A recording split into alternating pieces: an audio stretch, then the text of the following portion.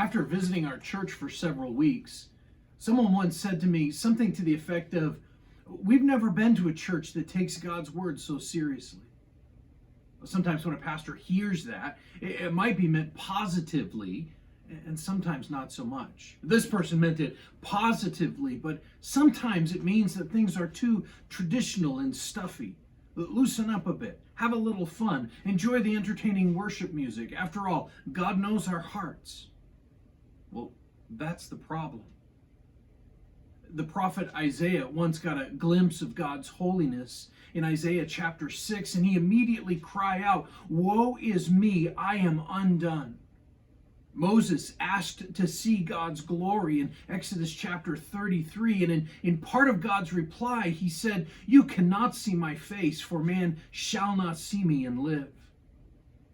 In Mark chapter 4, the disciples trembled in fear after witnessing Jesus' display of control over nature when he calmed that violent sea. Each of these men instantly understood their place in the universe when they were confronted with the awesome holiness of their Creator. Several years ago, as I was preparing a sermon on worship, I came across R.C. Sproul's book, The Holiness of God. This is a book that was instrumental in changing my view of how we ought to worship a holy, holy, holy God. In fact, he points out in this book that the Bible never says that Jesus is or that God is merciful, merciful, merciful. He does not say that God is love, love, love. He does say that God is holy, holy, holy.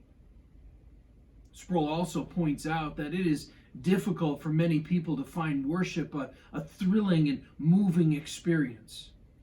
We note here, speaking of Isaiah chapter 6, that he says that when God appeared in the temple, the doors and the thresholds were moved. The inert matter of doorposts, the inanimate thresholds, the wood and metal that could neither hear nor speak, had the good sense to be moved by the presence of God. Why is that? Why are we not moved by God? Or let me ask it a different way. Why do we not fear God? I think it's because we have no sense of God's holiness. Later in this book, Sproul writes, "People do not normally feel overwhelmed in church. There's no sense of awe, no sense of being in the presence of the one who makes us tremble." He says people in awe never complain that church is boring.